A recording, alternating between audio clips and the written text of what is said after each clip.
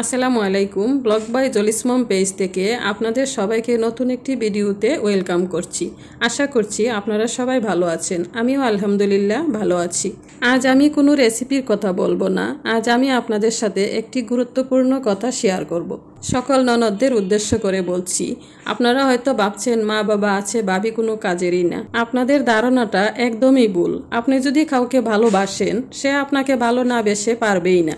আপনি যদি আপনার ভাবির মনে আপনার জন্য একটু জায়গা তৈরি করতে পারেন, তাহলে আমি বলতে পারি আপনার মা যখন থাকবে না তখন ভাবির কাছে আপনার মায়ের আশ্রয়টা পাবেন। তার জন্য পরের মেয়ে ভেবে সম্পর্কটাকে দূরে রাখবেন না। তাকে একটু সম্মান করুন, তাকে একটু মর্যাদা দিন, দেখবেন সেও আপনাকে ভালোবেসে কাছে টেনে নিচ্ছে। এক সময় মায়ের বাড়ি থেকে বিদায়ের সময় পেছনে তাকিয়ে দেখবেন মা দাঁড়িয়ে আছে, কিন্তু মা যখন পৃথিবীতে থাকবে না তখন দেখবেন মায়ের জায়গায় ভাবি দাঁড়িয়ে আছে। বিষয়টা কত রহস্যজনক একবার চিন্তা করে দেখুন।